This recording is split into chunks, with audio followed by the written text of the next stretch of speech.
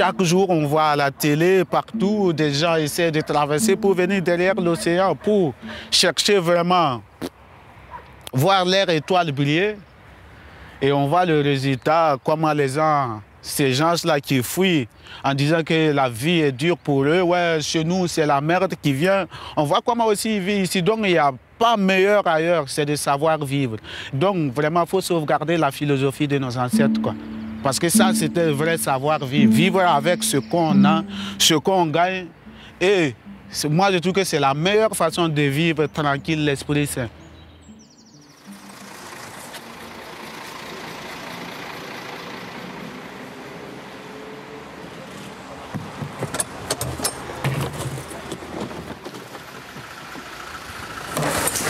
Ernest, tu peux nous expliquer comment tu as trouvé cet emploi, ce boulot? Quelle est l'histoire? L'histoire est que c'est le CPS qui m'avait... J'avais un contrat de article 60. Après mon contrat, ils ont vu que je travaillais très bien et tout. Les chefs, ils m'ont engagé. Ouais. Ils ne veulent pas te laisser partir aujourd'hui? Oh, oui, ils ne voulaient pas me laisser partir.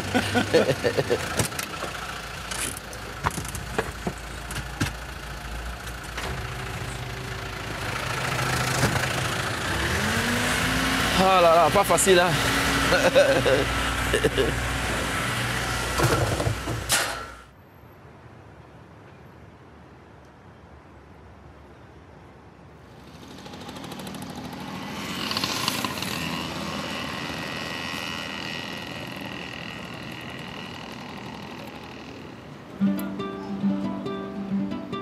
Moi, je me disais que non, l'Europe, c'est l'Eldorado. La Belgique, la France ou l'Allemagne, c'était des pays où on doit aller ramasser de l'argent.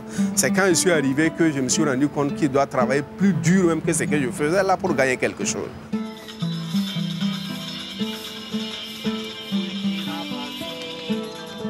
C'est mon souhait de rester ici si éventuellement je peux avoir toujours un soutien, comme je l'ai toujours dit. Mais il ne fume pas, hein, j'espère. Mon souhait est de pouvoir, au moins si je dois rester ici, que je puisse agrandir mon activité et être sûr maintenant de sa rentabilité. Par exemple, là, je suis préoccupé de la rentrée scolaire prochaine qui s'annonce. Il faut commencer à la préparer dès maintenant. J'ai un seul fils, c'est vrai, mais il faut commencer à préparer son avenir. Donc il ne faut pas attendre à quelques jours pour commencer à... Qui va donner, qui va payer? Personne ne le fera.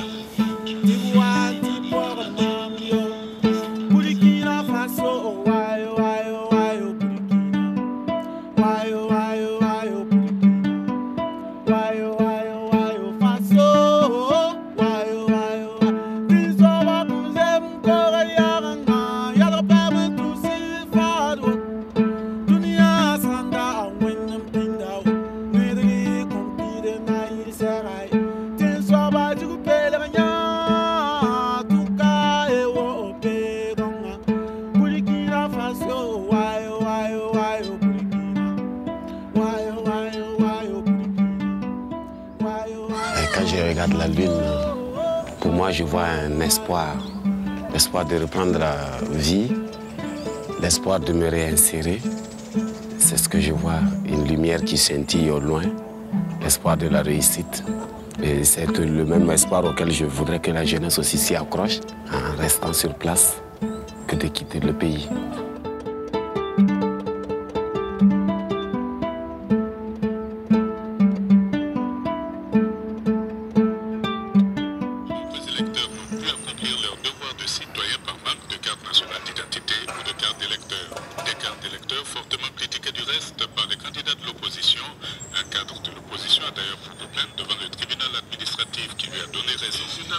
Ce n'est pas seulement pour nous donner raison. Nous voulons que notre extrait de notre arsenal juridique, une décision aussi unique, aussi monstrueuse. Quelle expérience que tu as bénéficié avec Tu rejoins ton coin déjà? Ah, tu es matinal comme moi, toi? Ah oui, il faut bien vivre. Très, c'est vrai. L'avenir appartient à celui qui se lève tôt. Ah oui. Ben, on va aller alors.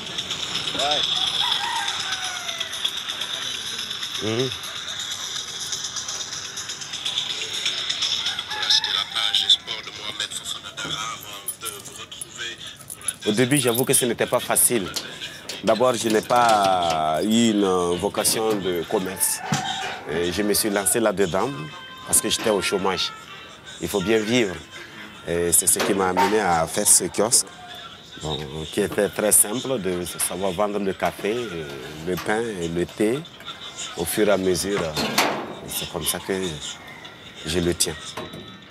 Ces kiosques sont un peu partout dans la ville. C'est dommage que... Mais la location, hein, elle n'est pas officielle parce que la société ne le sait pas. La société a ses agents sur le terrain qui gèrent les kiosques, qui doivent s'assurer du bon fonctionnement. Et ce sont ces agents, malheureusement, qui louent les kiosques. Et si tu veux te plaindre, ils vont te dire tout simplement, écoute, tu laisses le plancher. Et si je le laisse aujourd'hui, qu'est-ce que je vais devenir? C'est difficile.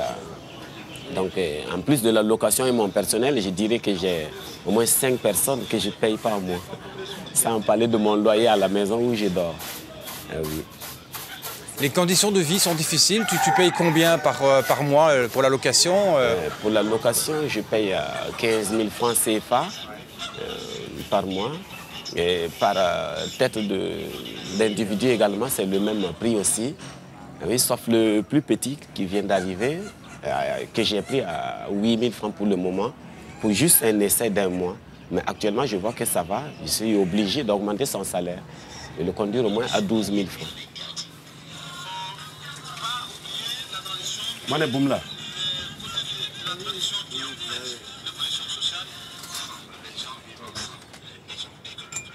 J'ai laissé la cigarette, je me limite actuellement au café.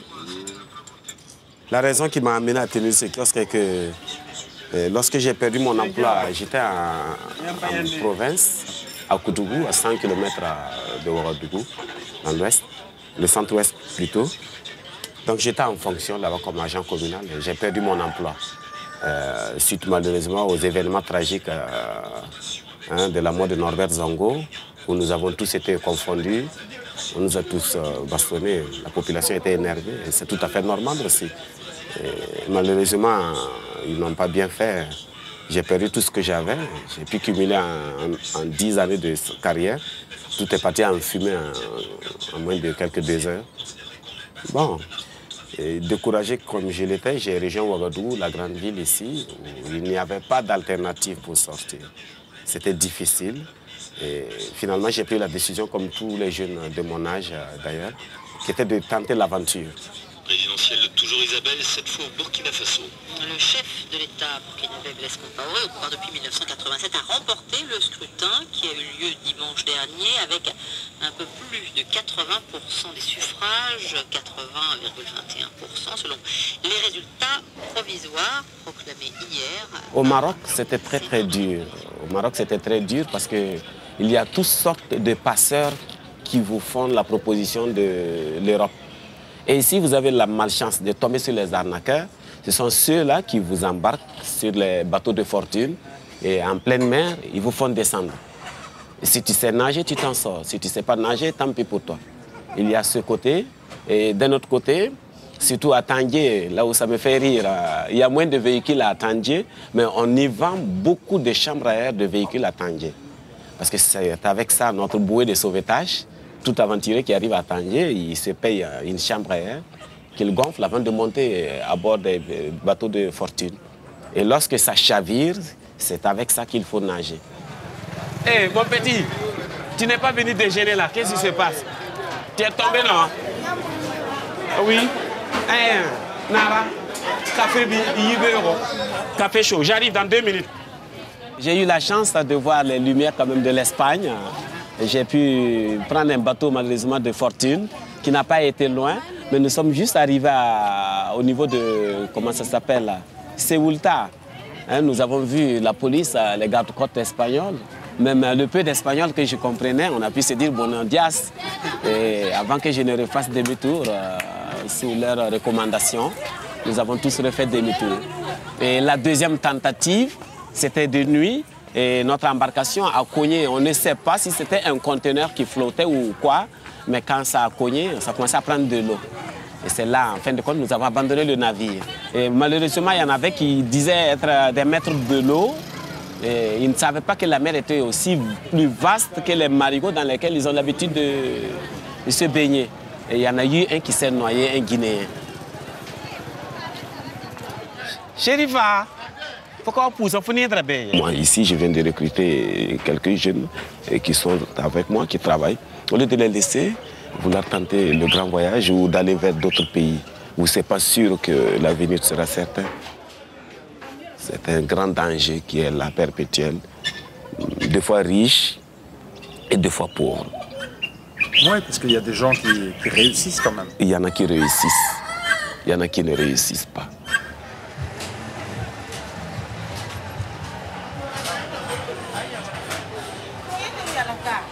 Café, votre café chaud. Yao. Voilà. Café chaud. Monsieur Karim, café chaud. Voilà. Un café ouame. Merci, merci. Bon appétit. Café chaud. Café chaud, chaud devant. Café chaud. Yaomi, qui... Au niveau d'Agadez, au Niger, c'est dommage quand même, mais vous verrez des véhicules, des cars qui ne peuvent même pas aller loin, et c'est écrit dessus Espagne direct ou Italie direct. Alors pour les novices qui vont à l'aventure, quand vous arrivez, vous voyez c'est écrit Espagne direct. Certains savent à peine lire, mais le fait de lire le nom Espagne ou Italie déjà leur donne un espoir. Ils se font accoster donc par ces arnaqueurs. Ils payent bien. C'est dommage quand même, hein? Ils payent et puis on les embarque. Et c'est en plein Sahara, dans l'un des plus petits villages du Niger, qu'on les laisse à plus de 2000 km de la capitale. Ils sont là maintenant sans ressources. Ils ne peuvent pas continuer, ils ne peuvent pas revenir derrière. Il y en a qui craquent aussi dans ces petits villages. Et lorsque un véhicule s'arrête, vous voyez, ils sont tout autour de vous. Ils mendicent. Ils ont vendu tout ce qu'ils ont dans le village. Actuellement, ils cherchent à rentrer. Mais lorsque vous arrivez, les chauffeurs refusent qu'ils s'approchent. Ils refusent parce qu'ils savent qu'il y en a qui veulent embarquer clandestinement afin de s'échapper de cet enfer. Un petit village de peut-être 100 ou 150 personnes. Et vous vous retrouvez avec des aventuriers qui sont là. Qu'est-ce que ces villageois vont leur donner comme travail? C'est des nomades. Ils n'ont pas de boulot à leur donner.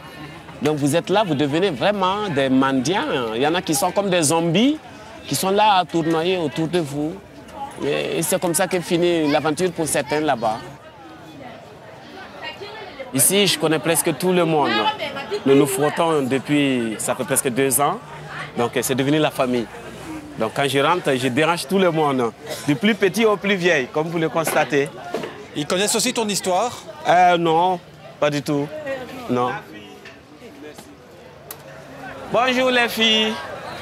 Qui a faim?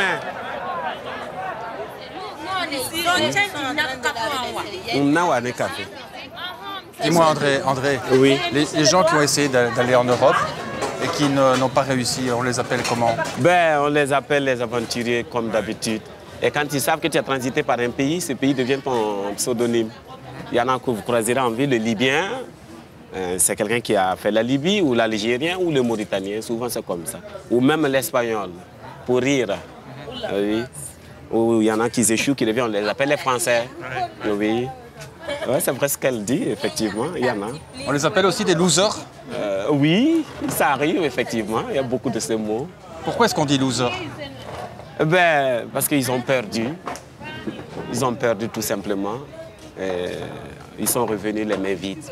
On dit ils sont revenus, c'est des losers. Toi, tu te considères comme un loser? Oui, comme un loser. Oui, parce que je suis revenu les mains vides, mais content, plein de santé surtout. C'est vrai, il y a ce côté d'argent facile là. Je prends mon cas par exemple, je fais ce café. Ça fait 2 ans que je fais ce café. Et durant les 2 ans, je n'arrive toujours pas jusqu'à présent à m'acheter une mobilette. Je ne peux pas me prendre une bonne maison. Hein? Et je suis en train de blanchir presque sans rien. Je ne peux pas dire, voilà, une brique, ça c'est ma brique.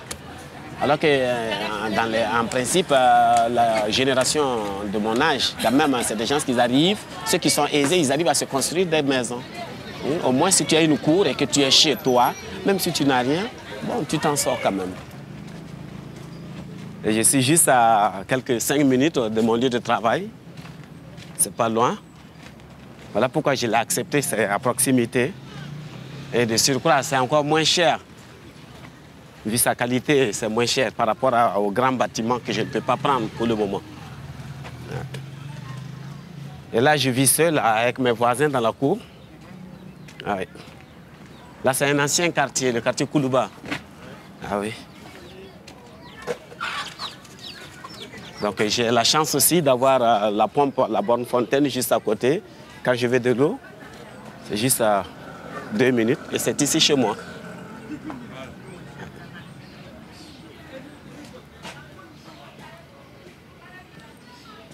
Nous sommes les seuls locataires, il y en a 2. À ma voisine ici et chez moi ici. Ah, c'est la maison de la grand-mère de la famille. Ouais. Avec mon vieux fauteuil, le soir, je me récupère là-dedans.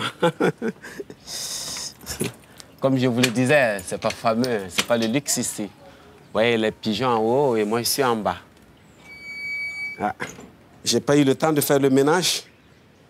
C'est juste une couchette, une radio à côté et les vêtements que vous voyez. Avec une chaise. C'est tout ce qui fait mon luxe comme ça. J'ai 2 seaux qui me permettent de faire la lessive. Et un bidon de 25 litres pour me ravitailler en eau. C'est tout. Je ne sais pas si je dois recevoir de la visite, mais j'ai prévu une natte au cas où si un jour j'ai un invité qu'il puisse quand même crécher aussi.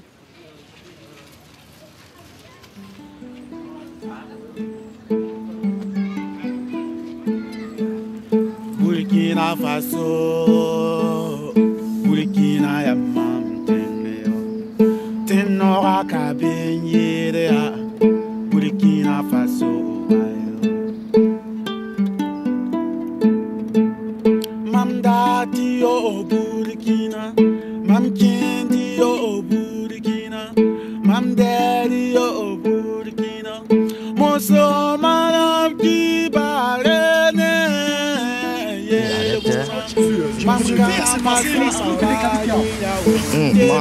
Mais il y a les freins à main aussi, hein. Ça augmente trop.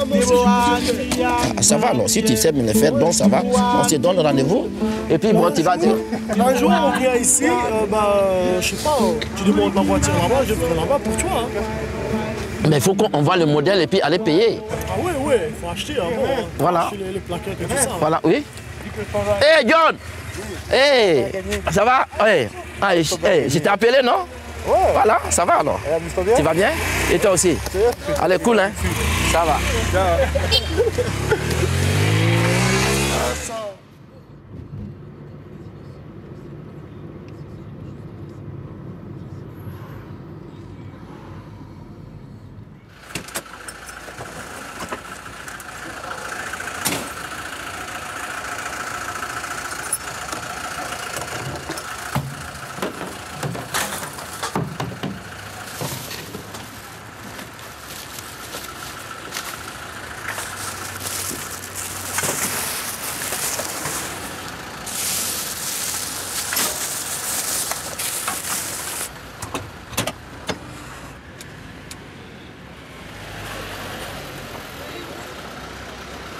Ce job, ce métier, c'est fort important pour toi? C'est très très important. L'argent n'a pas de couleur. Voilà. Et puis c'est un beau travail, donc c'est bien.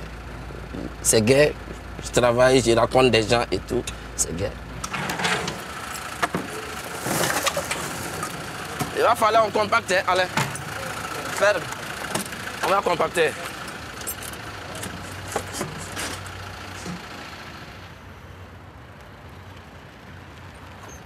Ah.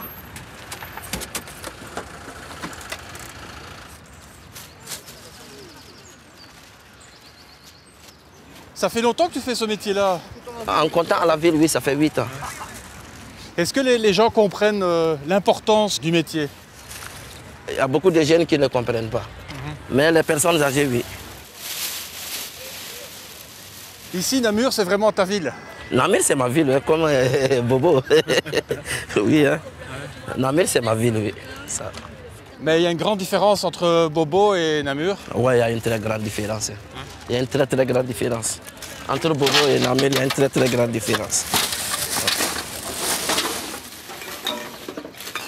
Il y a des jeunes qui sont violents et tout ça, quoi. Voilà, envers nous et tout, quoi. Mais bon, on arrive à s'en sortir quand même. Ouais. Tu as déjà reçu des propos racistes? Ah, beaucoup, oui. Ça, c'est beaucoup, oui. Oui? Ouais. Quoi, par exemple? Ouais, par exemple, bon, rentre chez toi, tu venais piquer nos boulots et puis nos femmes et puis des trucs tic et tchac, quoi. Ouais, c'est ce qu'on nous dit, quoi. Et fils de pute et des trucs comme ça, qu'on nous dit à chaque fois, quoi.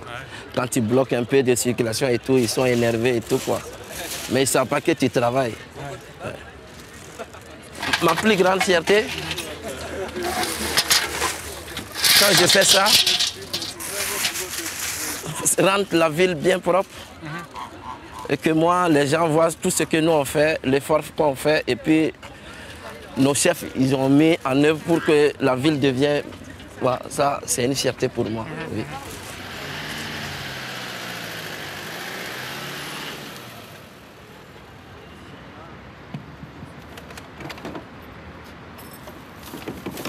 Mon horaire de travail, je commence jeudi de 13h à 19h30. Vendredi, la même chose. Samedi, dimanche, je commence de 8h à 16h30. Samedi, dimanche, oui. Toutes les semaines, c'est comme ça? Toutes les semaines, c'est comme ça, oui. C'est mes horaires. Je n'ai pas de week-end.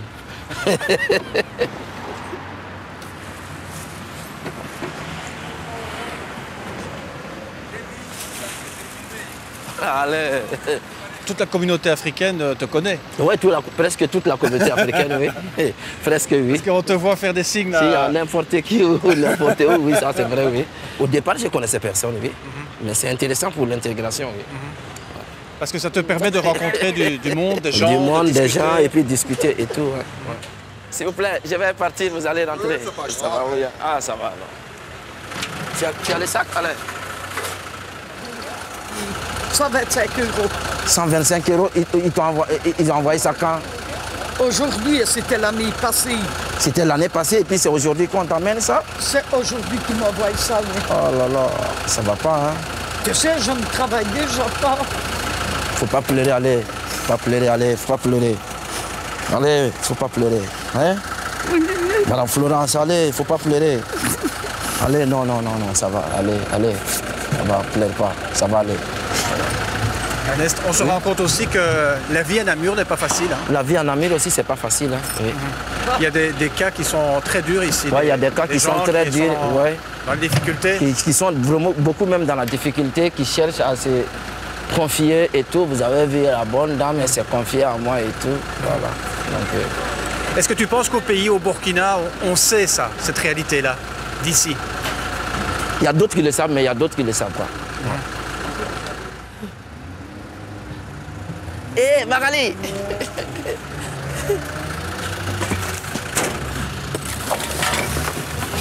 Allez!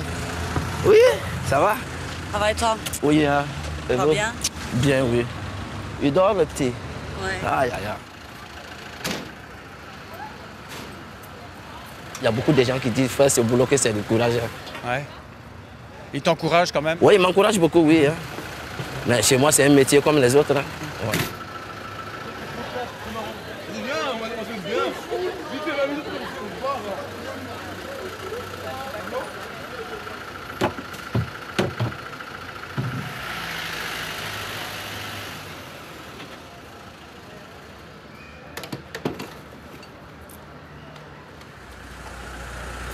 Merci beaucoup, madame.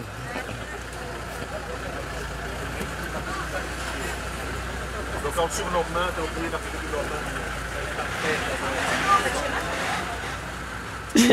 Je t'agresse pas, c'est mon chef. Non, je suis pas ton chef. Ah, si, tu es mon chef. Non, c'est Yannick ton chef, pas moi. Ouais, si, toi aussi. Hein.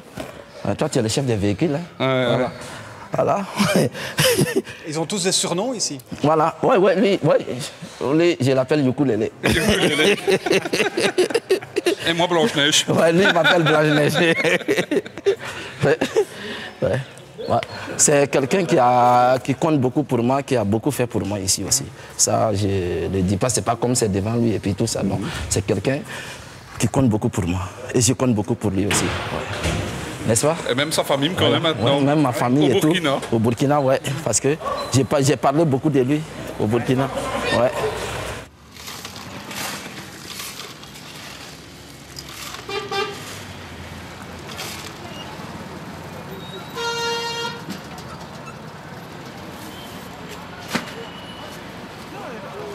La dernière fois que je suis venu ici, j'ai quitté ici le 15 janvier. Là, tu es content? Il y a quelques mois encore pour revoir ma famille, je suis vraiment content. Ça change, hein? Ça change, oui. Mais que je quitte à -4 et puis je viens à 30 degrés, ça fait plaisir. Oui. Sois le bienvenu, hein? Ah, merci aussi. À vous de même, oui. Bobo, c'est vraiment ma ville, oui. Je suis né et grandi ici à Bobo. Ouais. Voilà, ok, oui. Ah, voilà. Ça chante en Namur. Si vous voyez les taxis, on ne pousse pas en Namur. Hein. Là, ils sont en train de tous de pousser là derrière nous. Ouais, ils s'entraident entre eux, c'est comme ça. Et ça marche. Ça marche aussi, oui. Ah, et ça marche. C'est ça la solidarité africaine. J'ai beaucoup d'émotions quand je reviens ici, oui. Voilà, c'est là mon quartier. C'est là que j'ai grandi. C'est ici? Oui.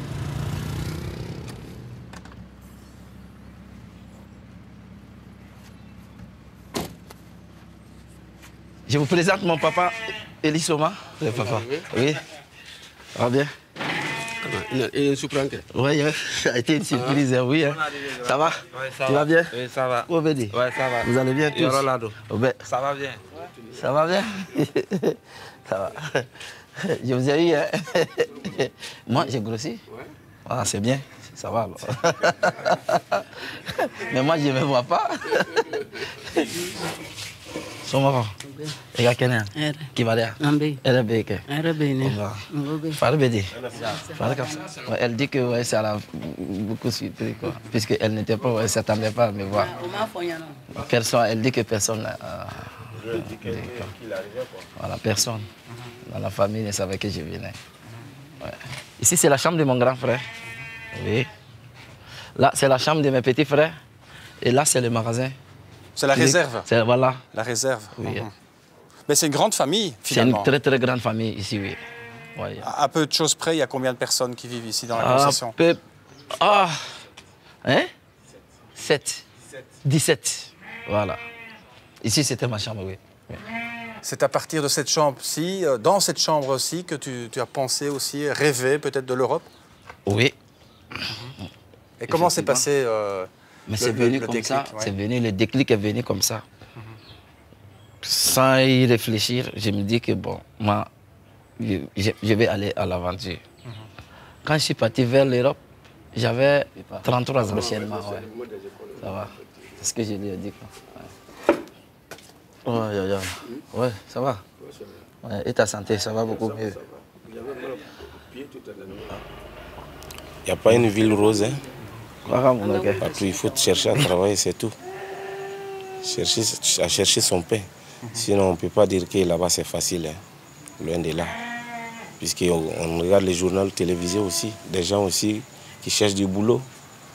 Partout en Afrique et dans le monde entier, il y a le chômage. Donc tant qu'il y a le chômage, on ne peut pas dire que tout va bien. Voilà.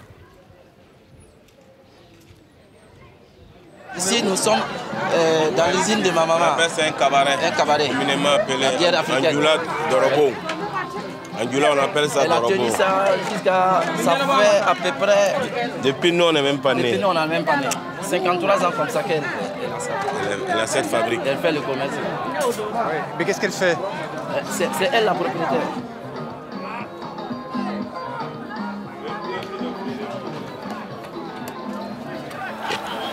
C'est le nom fermenté. Kumuno. C'est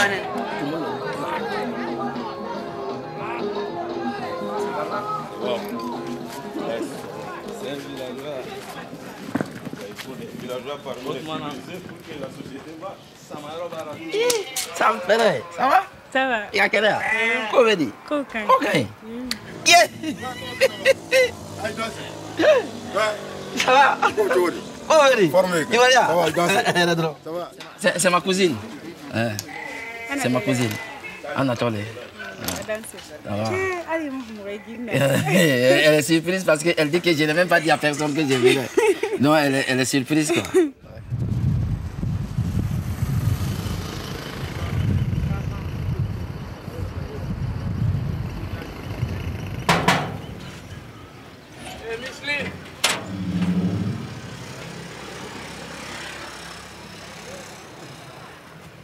Chéline, ça va? Il y a quelle heure? Réponds, me dit. Ah. Bonne arrivée. Venir chez la grande sœur, c'est fort important. Ah, mais je vous ai dit que c'est ma maman. Elle, c'est ma maman. C'est elle qui a fait tout pour moi. Non, ma maman, bon, elle a sa place, mais elle, c'est comme ma mère. C'est la deuxième maman. Voilà, c'est la deuxième maman. Voilà. Donc tout passe par elle. Ouais. Tout passe par elle. Et puis c'est elle l'aînée de la famille. Oui. Moi, quand je fais quelque chose, même si je dois cracher, sans son avis, je ne le fais pas avec le papa.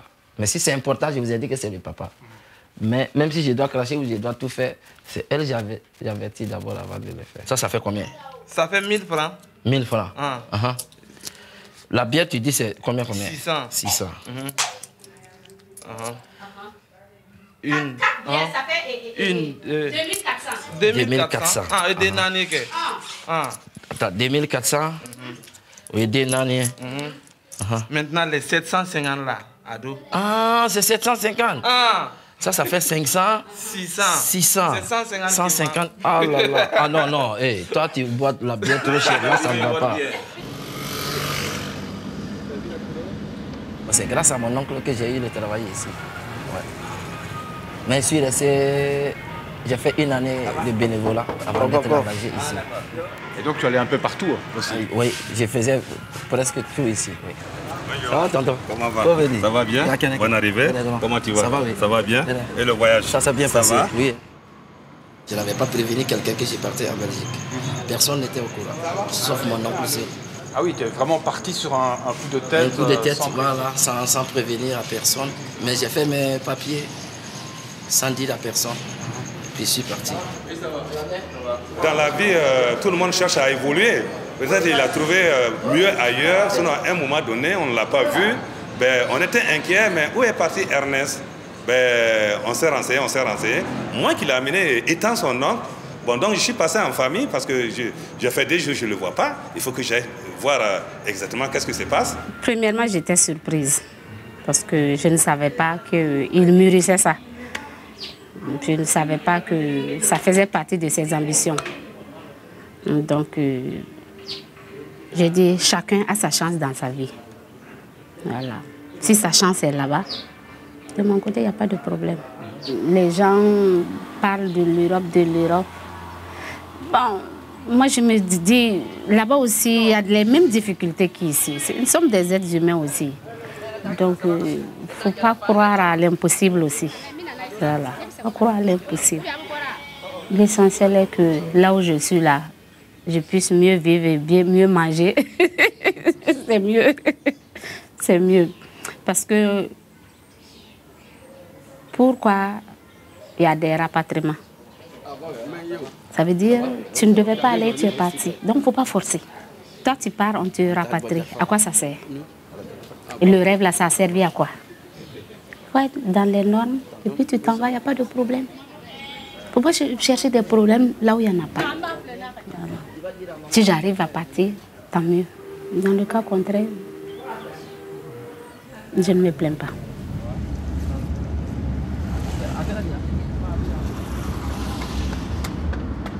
Ici, c'est ma deuxième famille ici. Ouais. Je t'ai parlé de mon meilleur ami, mon ami intime. C'est chez eux ici, oui. C'est sa grande famille. Ouais. J'avais dit quand je viens, je ne descendais pas chez mes parents. C'est chez leur fils que je descendais. C'est leurs parents ici. Ils sont ici. Oui. On va rentrer, je vais aller dire bonjour à la maman. Elle est drôle. Au Begakene. Où elle est drôle? Au Begakene. Ah. C'est ça aussi qui nous manque beaucoup en Belgique. Parce qu'il faut aller chez quelqu'un, il faut l'appeler. Même si pour aller voir ton meilleur ami là-bas, il faut l'appeler, savoir, oh par contre, moi je viens ici, il est là, il n'est pas là, il est là, il n'est pas là, sa femme va me donner à manger et tout ça, mais en Belgique, ce n'est pas possible, il n'est pas là. Madame, elle va te dire, non, mais monsieur n'est pas là, déjà je ne serai pas rentré, la porte elle est fermée, c'est ça. Ici, c'est comme on a dit, tu es chez toi, que l'intéressé soit là ou pas, dès que tu arrives, tu es en famille, tu fais ce que tu veux, tout ce qu'il y a, en fait, tout est disponible déjà. Voilà. À partir de là, et tout ça, et là, comme ça, et là. C'est quoi ici, Ernest? S'il plaît au bon Dieu, c'est ma future maison que je vais construire ici. Ouais. C'est mon terrain. Oui. Donc tu as le projet de revenir t'installer à Bobo? Si j'ai les moyens, je compte faire quelque chose ici, oui. Pour toi, c'est important d'avoir un chez-toi ici aussi à Bobo? Ici, voilà, quand je viens, et puis je ne dérange personne que je viens chez moi ici, quoi. Ouais. Et puis, peut-être un jour, je ne sais pas ou quoi, si tu viens, tu peux passer chez moi aussi, voilà. Mes projets, d'abord, pour l'instant, de retourner ici au Burkina, ce n'est pas dans mon projet, parce que j'ai 2 petits-enfants qui sont là-bas, ils ont besoin de moi et tout. Voilà. Donc je ne peux pas quand même les laisser et puis, non, ça, c'est pas possible. Ils ont besoin d'éducation aussi. Ils ont besoin de ma présence aussi. Ils n'ont pas cherché à venir au monde. Hein. Mais tu te vois finir ta vie, comme on dit, en Belgique ou bien ici? Ça, c'est à voir. La décision, je ne l'ai pas prise d'abord.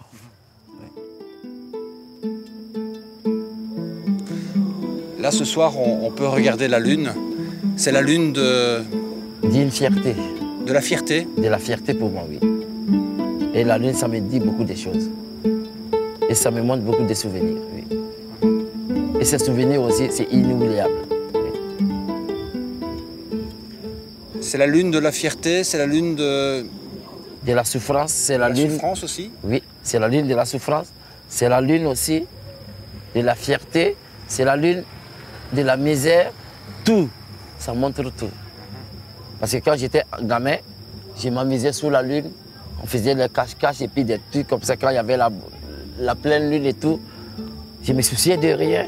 Aujourd'hui que je suis responsable, je vois que oui, mes parents, ils ont fait grand chose pour moi. Et je les remercie beaucoup aussi.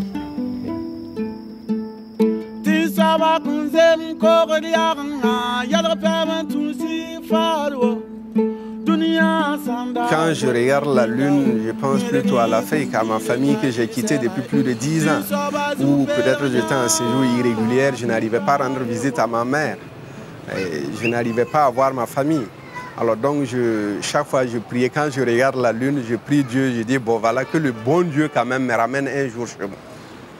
Et Dieu quand même a exaucé mes pensées en me donnant quand même une carte de séjour en Allemagne, ce qui m'a permis de revenir voir ma famille. Et en plus quand même, le fait de travailler dur, j'ai eu quelque chose que je suis revenu, je me suis réinstallé à mon propre compte.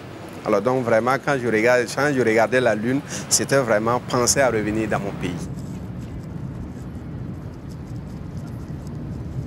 Et je suis revenu ici au Burkina Faso parce qu'à un certain moment, je me suis senti utile au Burkina Faso. Et je me suis dit que le courage que j'ai eu à se battre en Allemagne, à avoir le minimum que j'ai eu là-bas, si j'avais le même courage au Burkina Faso, je pouvais me battre et puis s'en sortir de la vie. Alors donc, je me suis senti vraiment utile à ma société. Voilà pourquoi je suis revenu. Et là, ça se passait dans quelle ville en Allemagne? Ça s'est passé à Hambourg et dans le quartier de Wilhelmsburg. Et quel était ton travail à l'époque? Bon, à l'époque, disons que dès mon arrivée, j'ai d'abord été à l'école allemande où j'ai appris la langue allemande. Et ensuite, comme je parlais déjà français, c'était tout pour moi. Et j'ai eu des petits contrats où je faisais la traduction entre l'allemand et le français. Bon, en plus de cela aussi, dans l'après-midi, je faisais les petits boulots tels que le nettoyage, le plongeage dans les restaurants. Donc demain, ils vont sortir uniquement... Quand je suis venu, je suis d'abord resté pendant une année à ne rien faire, à observer, voir dans quel domaine je pourrais investir. Et c'est après un an que je me suis investi dans l'entrepreneuriat.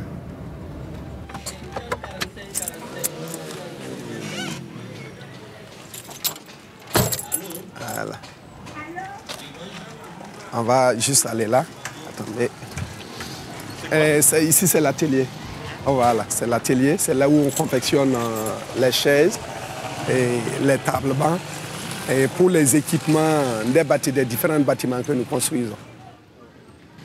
Donc, on a été ah, ok. D'accord. En tout cas, voilà.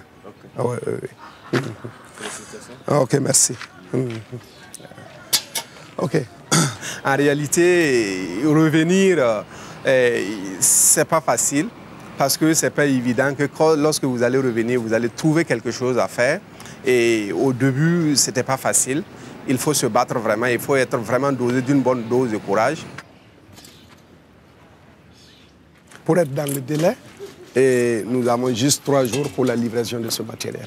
Et nous travaillons là-dessus depuis une semaine. Donc normalement, en 10 jours, on devrait être en mesure de livrer tout le matériel. Voilà. Il faut prendre, poser, on va regarder. Voilà. L'entreprise est spécialisée dans les équipements, travaux publics et assainissement.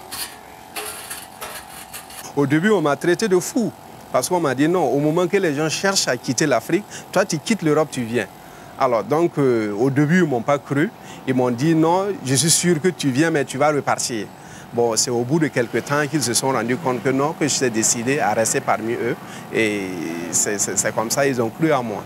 Sinon, ce n'est pas du tout facile parce que quand tu reviens, on a l'habitude de dire, hein, on est des Européens en Afrique et des Africains en Europe.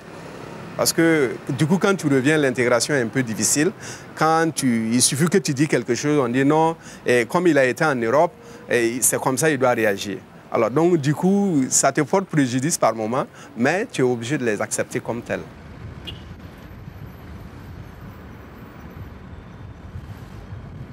Au niveau de l'entreprise, j'ai 16 personnes qui travaillent de façon permanente, à contrat de durée indéterminée. Et j'ai près de 50 personnes qui travaillent de façon contractuelle. Voilà. Donc en gros, le fait d'être revenu au Burkina, je suis en train de faire travailler près de 80 personnes. Alors donc c'est ce que je vous disais tantôt, je voulais être utile à mon pays, participer à la construction de mon pays. Voilà.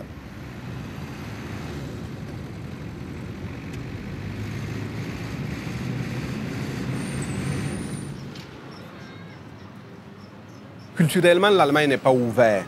Les gens que nous avons eus à courtoyer, ils ne sont pas assez nombreux. Ce ne sont pas des Allemands parce que nous nous retrouvons entre Africains et qu'on échange par moments. Et que les Allemands en tant que tels, l'intégration est difficile. Alors donc les Allemands en tant que tels, en tout cas ceux dont le peu qu'on a eu à courtoyer là, n'avaient pas le même, ils ne sentaient pas en tout cas notre souffrance. Au contraire, ils se disaient qu'ils avaient une autre idée, ils avaient une autre image de l'Afrique. Nous, on est quitté là où c'était difficile. On est venu en Allemagne, on doit quand même s'estimer heureux. Alors donc, ils ne peuvent pas comprendre la difficulté dans laquelle nous vivons. J'ai fait 3 pays, j'ai fait la France, j'ai fait la Belgique, j'ai fait l'Allemagne. Mais excusez-moi, mais la Belgique, c'est le pays le plus raciste de l'Union européenne. Parce qu'on t'a refoulé. Ils m'ont refoulé. Et en plus, les Belges ne sont pas fraternels. Ils n'aiment pas les Africains. Voilà. Je dirais de façon globale aux Européens que quand on vient là-bas, on nous regarde, on a l'impression que nous sommes des nécessiteux. Nous sommes à la limite peut-être des sous-hommes, des gens qui ne connaissent rien. Je leur dirais plutôt non, non. C'est par rapport à une situation qu'on s'est retrouvé là-bas. Et lorsque nous revenons chez nous et qu'ils ont l'occasion de découvrir chez nous, ils verront vraiment notre vrai visage. Là, on est dans quel quartier? Et nous sommes à Cissé. Oui. Et c'est ici la maison familiale? C'est ici la maison familiale. Oui, c'est là où j'habite avec ma femme et mes 2 enfants.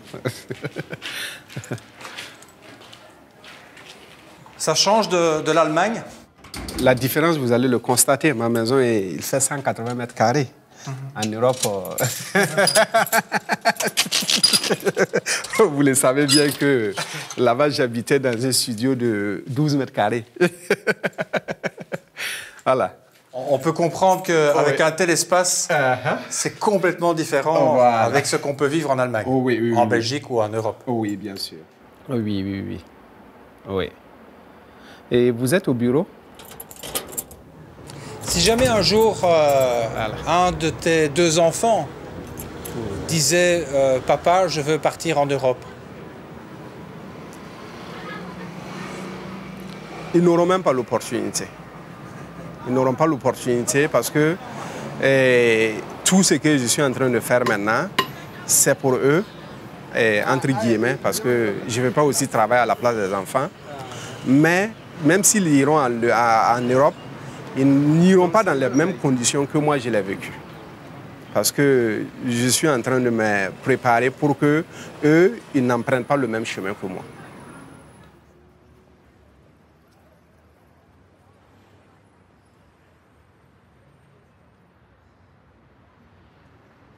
En regardant la lune comme ça me fait penser vraiment à l'Afrique parce qu'à notre enfance, quand on jouait à la pleine lune, tout et tout, ça fait renouer certains souvenirs dans ma tête, quoi. Il y a des jours, c'est la nostalgie et il y a des jours aussi, en la regardant, c'est de l'espoir aussi. Moi, je l'appelle, c'est comme une autre planète, c'est un autre Dieu. Donc, on peut le regarder aussi, faire ses prières, même si cette prière n'est pas comme à l'église ou bien à la mosquée, mais donc ils représentent tous les deux pour moi, quoi, la nostalgie et l'espoir aussi.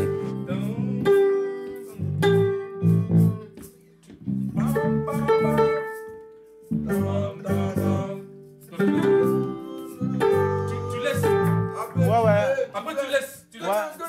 Ah ouais,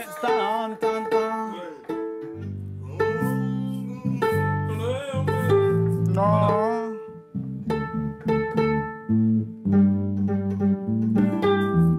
Tu le fais pas tout le temps. Non, mais oui, je le fais pas tout ça, mais c'est ça aussi qui m'embrouille. C'est pour que ça. Mais ouais,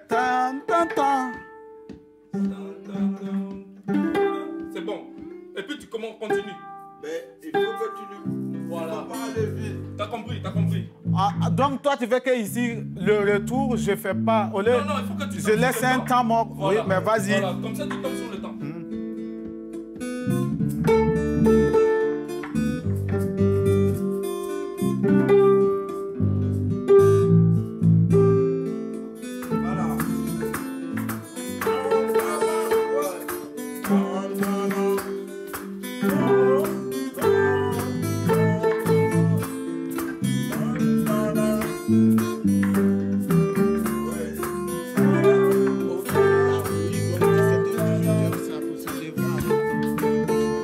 Ici, on est à Namur, et particulièrement à Salzine. Et moi, j'habite dans cet appart. Et puis, on profite du soleil. Chez nous, quand on monte une maison comme ça, ça appartient à une seule personne. Et ici, on est 4. Il y a 4 habitants et nous, on est 2. Ici, ceux d'en haut, je pense qu'ils sont 3. Vous avez des contacts, des relations, vous vous entendez bien? Ici, moi, j'ai mon voisin qui est au-dessus de moi, je l'ai vu qu'une seule fois. Là, comme je joue souvent des instruments, j'aimerais bien même le voir. Même tu tapes à la porte, on ne t'ouvre pas, donc on ne peut même pas se voir. Et voilà, c'est le mot. On est dedans. Sinon, je veux même voir mon voisin d'en haut, mais je ne peux pas le voir. Ça, c'est autre chose. Ouais, ton voisin, et tu ne le vois pas, parce que ça, normalement... Si c'était en Afrique, j'allais rentrer même chez lui et regarder la télé avec lui. S'il a cuisiné, je vais me servir à manger. Ah, mais ici, on ne se voit même pas.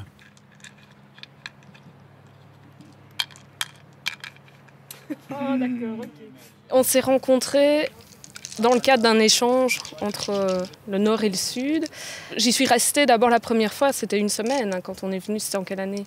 En 2005. En 2005. Mais là, voilà. Vous avez resté un mois. Oui. Ouais. Et moi, je me souviens qu'on passait déjà de longs moments à discuter parce qu'il avait une façon de voir le monde qui était vraiment très intéressante. Et voilà. D'ailleurs, tu étais réputé pour être le philosophe du groupe, un petit peu. Donc voilà. Ça va bien, même avec François et tout, tu partais dans des discussions sur Dieu, sur la philosophie, etc. Voilà. Et puis c'est seulement quand ils sont venus en Belgique faire animer un stage, c'est là qu'on a commencé à se connaître un peu plus et que notre histoire a démarré, quoi. Voilà. Une histoire qui s'est prolongée également au Burkina Faso. Voilà, moi je voulais aller vivre sur place pour vérifier si c'était une histoire vraiment... Enfin voilà, parce qu'on dit l'amour rend aveugle. Maintenant, je sais bien aussi que si on vit avec la personne sur une plus longue durée, ben voilà, on peut déjà savoir si ce qu'on ressent est un peu plus fort. Dis-moi, Madi, on s'adapte facilement à la vie ici à Namur, en Belgique? Je commence à connaître plusieurs personnes, tout et tout, donc je peux dire que ça va. Mais au début, c'était vraiment autre chose. Parce que quand je suis arrivé nouvellement, quand je sors comme ça, par exemple, Pascal part pour travailler et je me lève comme ça, bon, j'ai rien à faire, je sors. Tu vois, tu rencontres quelqu'un, tu dis bonjour, on ne te répond pas. Ah ouais. Je dis non, peut-être c'est parce que c'est les Blancs. Et je rencontre des Africains, bonjour. Non, le gars, il ne te regarde même pas, il fuit. Ça ne fonctionne pas comme chez nous. Et ici, les gens ont besoin d'avoir... Ah ouais, je te présente un tel. À partir de là, non, le gars va bien discuter avec toi. Mais vous pouvez être côte à côte et il n'y a même pas bonjour. Bon, donc, dire qu'on peut habituer facilement au mode de vie d'ici, tout dépend de l'endroit que tu te retrouves. Je vois que pour moi, j'ai eu la facilité, bon, mais à cause de la musique, de rencontrer plein d'artistes. Vite, donc, je me suis fait des amis, donc... Pour moi, par rapport à d'autres Africains que je connais, ça ne passe pas de la même façon, quoi.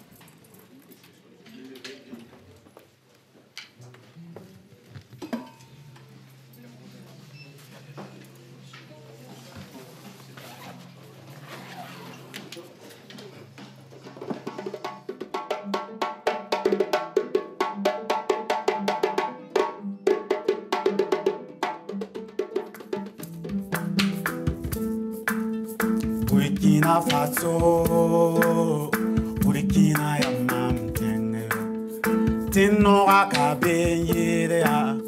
Burkina Faso, wayo Burkina, wayo Burkina, wayo Faso, wayo mamkarambasa ambayo, teme tingeyo, tibuanti an mamie.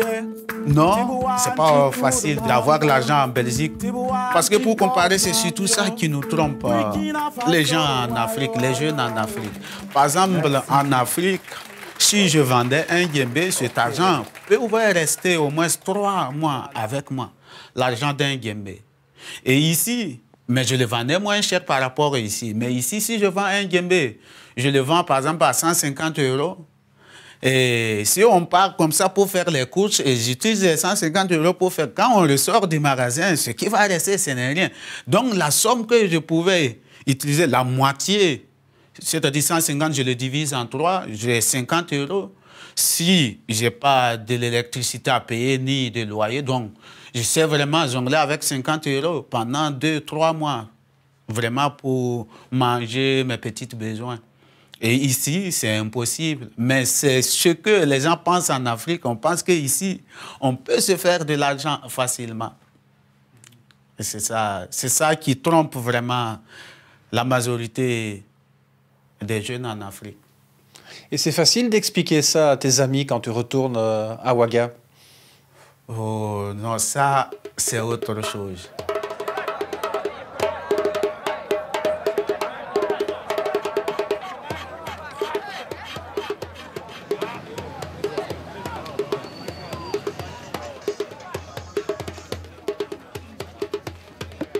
Ici, on est dans un petit marché où on vend des objets d'art appelé Bagdad. Voilà, on fabrique des objets d'art et puis on les vend aussi sur place. Et c'est ici que Madi aussi a beaucoup travaillé avec le djembé. Madi, c'est un ami, c'est comme un frère aussi, quoi. Voilà. Je connais Madi, c'est pas aujourd'hui, c'est des années, quoi. Puis on se connaît dans la musique et dans le travail comme ça qu'on s'est rencontrés. Quand Madi revient de la Belgique, bon, il ne fait pas rêver ses amis, hein. Il ne fait pas rêver du tout. Il leur raconte ce qui se passe réellement, les difficultés de la vie, difficultés d'avoir un emploi, difficulté de se loger. Bon, en tout cas, il ne berne pas ses amis, quoi. Quand je retourne, je vais expliquer vraiment à mes propres amis ce qui se passe ici. Dans leur tête, ils se disent d'abord de un, si l'Europe n'est pas meilleure plus qu'ici en Afrique, pourquoi toi tu es là-bas? Et de deux, on dit non, il dit comme ça parce qu'il ne veut pas nous donner son argent. S'il nous dit que c'est meilleur, on va lui demander de l'argent. Donc, il pense qu'en quelque sorte, je les mens pour ne pas dépenser mon argent, pour ne pas lui donner de l'argent. C'est clair, on va lui demander, mais est-ce que tu n'as pas un peu de sous pour nous dépanner? Il va te dépanner, mais pas comme tu veux. Tu vois, toi, tu t'attends à des sous énormes, il va te dire, ben man, je peux te donner ça, quoi. C'est tout ce que je peux te donner. Mais toi, tu dis, mais je ne comprends pas. Mais si tu le dis, combien, par exemple, combien de temps il faut travailler pour avoir, combien d'heures pour avoir 5 € en Europe, il ne va pas te croire. Il va dire non. Il veut pas, il veut nous embrouiller parce qu'ils ont réussi. Il ne veut pas que nous aussi, on gagne notre bonheur. Donc, c'est ça qui fait que ce n'est pas vraiment évident de convaincre nos propres frères, même nos propres amis. Quand tu veux leur dire vraiment la vérité, tu vois que ça change un peu. Ce côté, ça reste vraiment, comment on dit ça, c'est un tabou, quoi. Donc, ça reste, tu peux dire ce que tu penses, mais comment eux vont le recevoir, ça va être toujours différent. Parce qu'ils pensent que toi, tu as eu, mais tu essaies de les fermer les portes. Il parle de ça, il dit, mais il ne faut pas rêver. L'Europe, ce n'est pas du gâteau, quoi. Il ne faut pas croire que c'est... Ouais, mais moi, il sait que Moi, je sais déjà un peu ce qui se passe là, parce que j'ai beaucoup d'amis qui sont déjà allés, qui sont revenus, certains qui sont installés là-bas. Donc, tout le temps, il dit que c'est pas facile, quoi. La vie est difficile en Europe. Quand j'étais au Grand Marché, il y a plein de jeunes qui avaient leur propre magasin, qui font des bonnes affaires, qui gagnent d'argent. Mais comme dans leur tête, ils pensent qu'en Europe, on peut avoir encore plus. Certaines personnes ont liquidé leurs marchandises pour partir en Europe et tomber dans la main on les appelle des blogueurs. Ils ont tombé dans les mains de ces gens-là qui ont escroqué leur argent et puis ils se retrouvent à la fin. Il n'a plus sa marchandise ni rien, donc il revient carrément à zéro, quoi. Quand il perd, c'est vraiment la déception totale, quoi. Parce que tu étais riche, tu étais bien parti, tu avais de quoi aider ta famille, tu aidais tes voisins et à la fin tu te retrouves, même prendre ton simple petit déjeuner, tu es obligé d'aller demander 100 francs à quelqu'un. Donc pour eux, c'est inacceptable parce que c'est honteux. C'est comme tu te retrouvais vraiment au-dessus de l'aisselle et entre-temps, paf, tu te retrouves vraiment à zéro, quoi. Donc, il n'y a plus d'espoir. Et c'est ça qui fait que d'autres vraiment deviennent fous, quoi. Toi, tu n'aurais pas envie d'aller travailler en Belgique? Bon, ça dépendra. Si je dois aller travailler en Belgique et suivre les voies normales, oui, il n'y a pas de problème. Mais si je dois aller vivre en clandestin et à ne pas savoir où mettre la tête, je pense que c'est pas intéressant, quoi. Voilà. Mais si c'est la voie légale, si c'est pour aller travailler normalement, avoir les papiers, travailler, bon, je ne trouve pas d'inconvénient. Mais aller à l'aventure, aller vivre caché, ce qu'on appelle de la police, moi je pense que c'est pas une vie, quoi. Voilà. Si tu regardes ici, il y a plein d'étrangers. Et l'État ne peut pas vraiment venir aux besoins de tous les étrangers qui vivent ici actuellement. Et il y a certaines règles à respecter, avoir des papiers. Et après papier, il faut trouver une formation pour travailler. Donc ça se fait que les gens, ils ne vont pas bien. Ils souffrent vraiment. Et de deux, ils n'ont pas à manger. Et ce qui est pire, c'est de se trouver dehors, ici. Il n'y a rien de pire qui puisse arriver à quelqu'un ici que de se trouver vraiment dehors, dormir dehors. Un Africain qui a quitté l'Afrique, qui est venu en Europe, qui n'a pas réussi sa vie en Europe, est condamné de rester ici. Il préfère rester ici et mourir que de retourner chez lui. Allez dire quoi? Même s'il n'a pas à manger, même s'il n'a pas de revenus, il préfère rester ici que de retourner chez lui. Même dans sa propre famille, le regard qu'on va porter sur lui, on le trouvera comme quelqu'un qui est maudit. On va dire non, toi là, non, tu n'as pas eu vraiment bénédiction de Dieu. Dieu t'a maudit.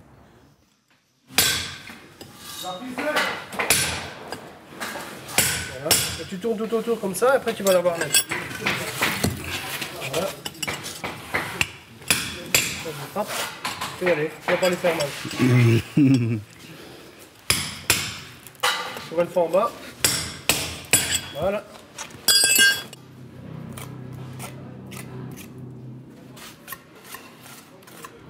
Prends l'habitude de remettre ton mortier et de le remonter là. Ok? Ouais. Voilà, comme ça, tu ne dois pas rejeter, c'est déjà rempli. Il faut que tu prennes l'habitude de le faire, ça. D'accord? Ok. Ok? Donc chaque fois au bloc, parce que regarde, là, il n'y a toujours rien. Ouais. D'accord? Tu le fais, puis tu relèves ton mortier. Ouais. Ça fait. Ok? Ça doit devenir un réflexe. Ouais, automatique, comme chanter. Ok.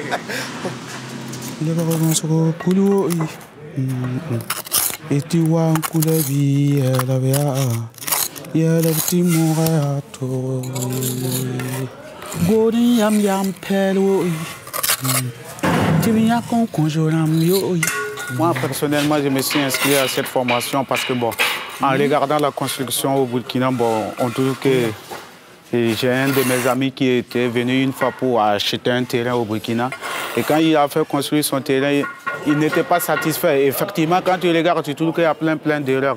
Parce que les gens font de la maçonnerie, mais ils n'ont pas été formés. Donc je me suis dit, bon, en apprenant ça, si une fois je retourne chez moi, je pourrais, c'est du métier, c'est du savoir manuel, on n'a pas besoin d'appareil ni rien. Donc je peux le transmettre à mes frères, mes amis, ceux qui ont envie, quoi. Donc, c'est ça aussi l'importance du métier. Tu apprends et après, tu peux transmettre à d'autres personnes. Donc, ça continue toujours, quoi.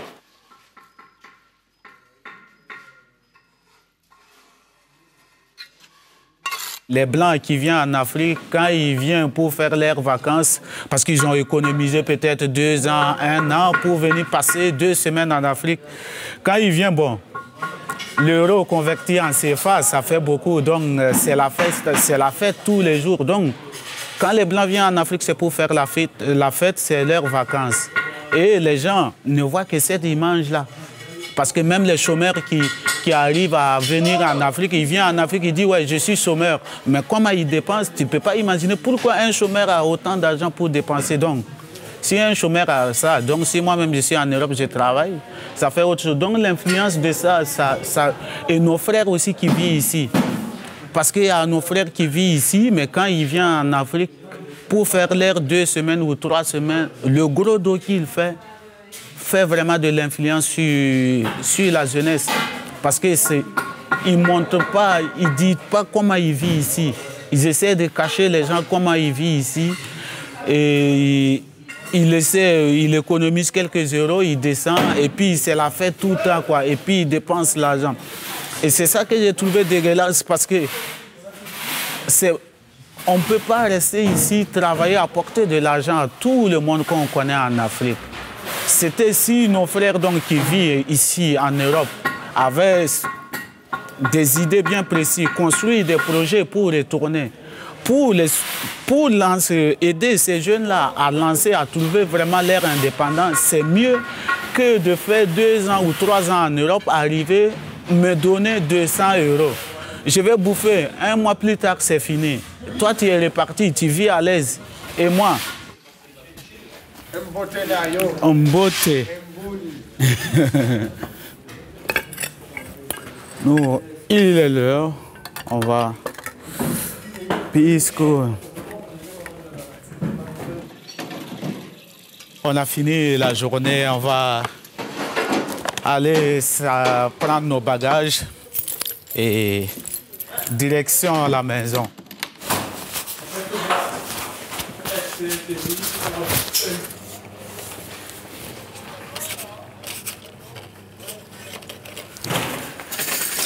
Frédéric, toi tu dis quoi?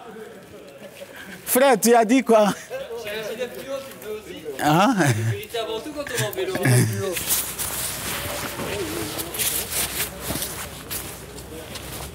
Et voilà. Ok. Oui, oui, à demain.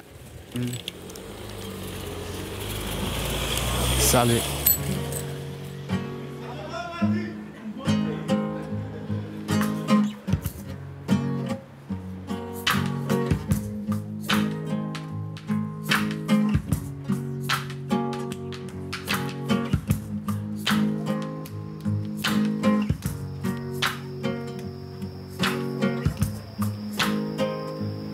si les Européens n'aiment pas l'immigration, si les Européens ne veulent pas que les Africains envahissent l'Europe, il faudra que sur le plan politique, ils revoient certaines choses.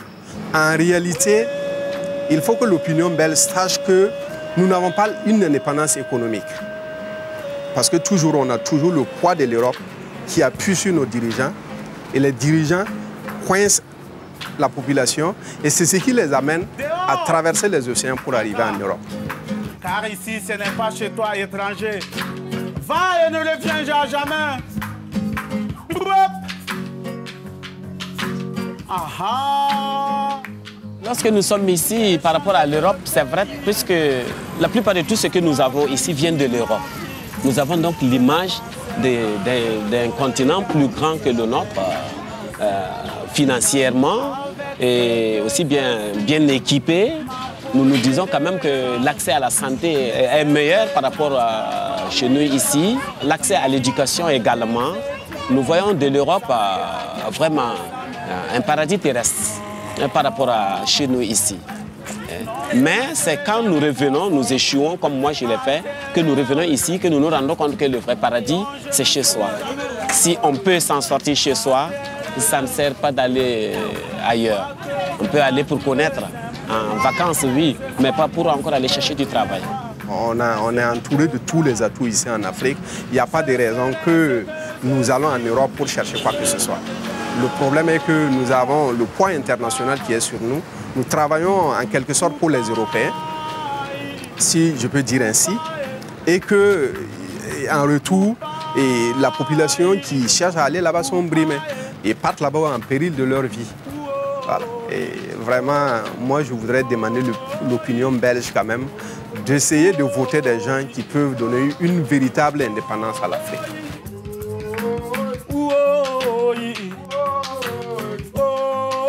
Tu te vois vivre toute ta vie ici en Belgique? Oh non. Ça, même à Pascal, je l'ai dit, non, je peux pas, je ne me vois pas ici vraiment rester jusqu'à l'éveil, non, non. Je ne vois pas finir ma vie ici. Sur le fil, tu trouveras plus qu'un stéréotype. Moi, personnellement, comment je voyais ma vie dans ma tête, si je reste ici pour vivre jusqu'à vieillir ici, et je pourrais... Tu vois comment j'avais construit ma vie, comment vivre, je passerai à côté de ce que moi je voulais vivre.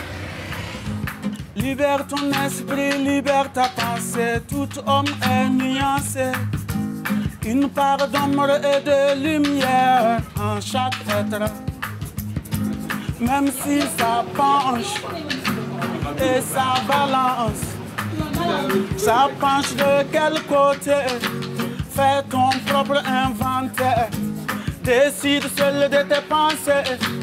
Tu as ton intuition, tes mots pour tes questions. Si tu as des doutes, va voir le moteur de son cœur.